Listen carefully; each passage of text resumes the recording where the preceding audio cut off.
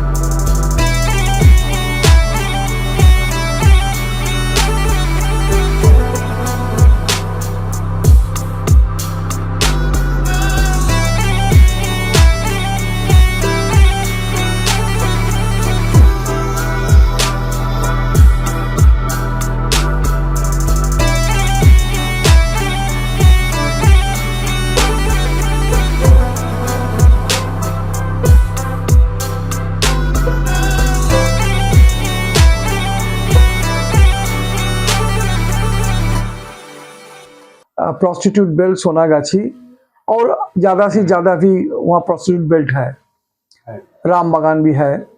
तो हम लोग जब काम करते हैं तो देखते हैं जे ये लड़की लोग, जो महिला लोग है, ये लोग अपने पेट के लिए काम धंधा में आया था। लेकिन इस जो लड़की लोग आते हैं, गांव से आता है, कोई जिला से आता है, और Sonagachi area is the very oldest prostitute belt in world. यहाँ पर ही बहुत सा लड़की लोग ये काम धंधा में है। लेकिन हम जब हेल्थ और ब्लड के लिए काम करती है तो हमारे पास ये लड़की लोग आते हैं। ये लड़की लोग का जो हेल्थ अवेयरनेस का, ये हम वहाँ पर जाके जो लोकल क्लब के है, क्लब के साथ हम वो मोहल्ला में हेल्थ ओरिएंटेड काम करते हैं। देखिए, जब ये लड़की लोग उसके अपने धंधा पर आए गांव से, उसको फैमिली बचाने के लिए, लेकिन वो लोग तो हमारे देश की महिला है, इसको तो मान सम्मान सबको रखना होगा। ये एक धंधा के लिए आए हैं, लेकिन ये तो महिला लोग को ठीक पेशादारी नहीं है, लेकिन एक काम करने के बाद ये लोग जो जुटता है वही उसको फैमिली के चलाते हैं। लेकिन इसका ऊपर हम देखा है पुराना ये जो ओल्डेस्ट एरिया, पुराने एरिया, वहाँ पर जितने लड़की है उतने जायगा भी नहीं है, माने जितने पोजीशन में लोग रहेंगे उतने पोजीशन भी नहीं है। घर में कोई काम करता चले जाता और एक आदमी आता है, और ये 24 आवर्स रोलिंग चलता है। महज 130 रुपए में यहाँ बिक जाती हैं लड़कियां। एशिया के सबसे बड़े रेड लाइट एरिया सोनागाछी की इन तस्वीरों से कांप जाएगी आपकी रूह। यहां लगभग 1000 से ज्यादा की संख्या में महिलाएं आती हैं और एक बार इस अंधेरी दुनिया में पैर रखने के बाद उनकी जिंदगी यहीं कट जाती है। रेड लाइट एरिया का नाम सुनते ही हमारे दिमाग में सेक्स वर्कर्स की एक छवि उभर उठती है। चमकीले कपड़े और हैवी मेकअप से सजी महिलाएं सड़क के किनारे ग्राहकों के इंतजार में बैठी रहती हैं। इस दृश्य को कभी सामने से या कभी तस्वीरों या सिनेमा के रुपहले पर्दे पर लगभग हम सभी देख चुके हैं। कुछ लोग इन्हें दया की दृष्टि से तो कुछ घृणा भरी नजरों से देखते हैं। लेकिन इनकी वास्तविक जिंदगी कितनी दर्द भरी है, इसकी कल्पना भी हमारी सोच से परे है। आज हम आपको इन यौन कर्मियों की जिंदगी की ऐसी सच्चाई से रूबरू करवाएंगे जिसके बारे में जानकर आपकी रूह कांप जाएगी। तो हम देखा है सोनागाछी का आज से 20, 30, 40 साल के पहले जो था वो बदल गया। अच्छा बाबूजी, एक चीज ये बताइए कि यहाँ पे कितने ऐसे ऐसे कोठे हैं और total number of sex workers कितने होंगे यहाँ पे अंदाजन? अंदाज में हमको मालूम है करीब 10-12 हजार जो लड़की लोग यहाँ काम करते हैं और 5-7 हजार लेकिन रनिंग आता है और चले जाते हैं। तो इसलिए है, और इसको तो एरिया ज्यादा है। एरिया जो सोनागाछी एरिया के बाद राम बागान है, और भी फड़क में और कोई है, जैसे हमारे कलकत्ता में कालीघाट में है, खिदिरपुर में भी है। इसमें ज्यादा मतलब कलकत्ता में काफी जगहों पे इस तरह हाँ चल रहे हैं, कलकत्ता सिटी में, लेकिन वेस्ट बंगाल के जिला में है, साउथ 24 परगना में है, नॉर्थ 24 परगना में है। इससे भी ये जो प्रोस्टिट्यूट बेल्ट है ये भी है। और अभी प्रोस्टिट्यूट बेल्ट का ऐसा हो गया कोरोना के बाद, बहुत से आदमी जो आते हैं, अभी कमती आदमी आते हैं, काहे कोई नकली चला गया, कोई काम में नहीं करता, इससे भी ये समस्या भी हुआ था। लेकिन समस्या के बारे में हम एक ही बात सोचता है, देखिए ये लोग भारत के महिलाओं हैं, इसको ठीक से देखना, इसको हेल्थ, इसको परिवार को, और ये जहाँ रहता है वहाँ की सुस्त से रहे, ये अवेयरनेस ज्यादा चाहिए।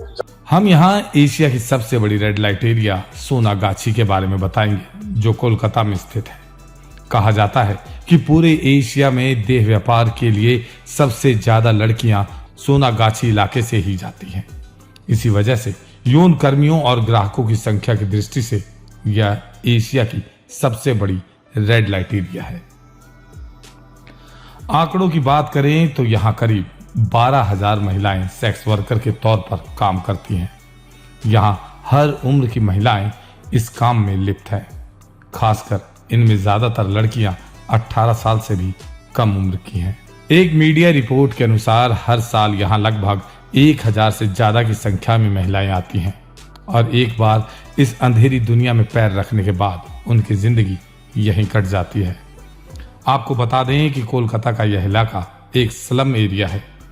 इनकी अंदरूनी गलियां, इनका रहन सहन, इनकी दिनचर्या को देखकर इस बात का पता आसानी से लगाया जा सकता है कि आर्थिक रूप से महिलाएं किस हद तक मजबूर हैं। कई बार तो गरीब तबके की लड़कियों को स्कूल से छुड़वाकर इस काम में धकेल दिया जाता है। विरोध करने का यहाँ कोई सवाल ही नहीं उठता, क्योंकि ऐसा करने पर उनसे जोर जबरदस्ती की जाती है। कुछ रिपोर्ट्स में इस बात का खुलासा किया गया कि यहाँ 18 साल से कम उम्र की बच्चियों को महज 120 रुपए में बेच दिया जाता है। गरीबी का आलम तो यह है कि महज 130 से 200 रुपए के लिए यहाँ की लड़कियां अपने जिस्म का सौदा करने से नहीं कतराती। इस दलदल में पैदा होने वाली बच्चियों की किस्मत में जिंदगी के आने वाले क्षणों में यही काम करना लिखा होता है। आप तस्वीरों में इस बात का अंदाजा लगा सकते हैं कि हर रोज इन्हें किन किन तकलीफों का सामना करना पड़ता है। जिस्म फरोशी के इस काले धंधे में कोई अपनी मर्जी से नहीं आता। कई बार जबरदस्ती, कई बार धोखे से और कई बार गरीबी इन्हें काम में धकेल देती है। देखिए, ह्यूमन ट्रैफिकिंग जो होता है वो एक सीक्रेट मिशन होता है, ठीक है।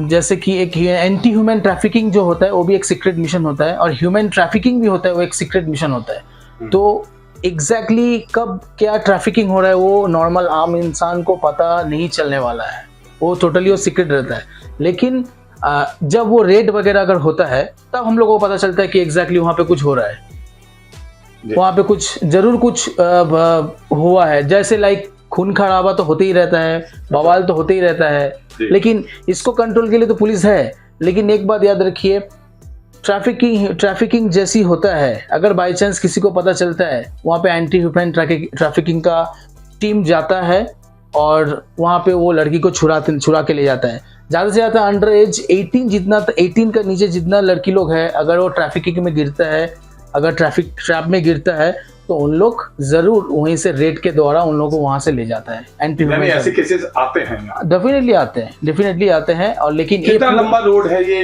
जहाँ तक हम देख रहे हैं कि अभी बाबूजी ने बताया कि लगभग यहाँ पे 10 से 12 हजार सेक्स वर्कर्स हैं, तो काफी लंबा क्षेत्र में फैला हुआ है। एरिया तो बहुत बड़ा है। सोचिए कि अगर ये सेंटर पॉइंट है सोनागाछी, तो किसी का घर अगर श्याम बाजार में भी है तो वो आदमी का संघर्ष मतलब क्या, उनको ढूंढने के लिए कुछ कस्टमर तो वहीं जा भी सकता है। राइट। एक प्रोस्टिट्यूट वर्कर जो है उसका किसी 5 आदमी के साथ नहीं, एक आदमी के साथ पर्सनल रिलेशनशिप है।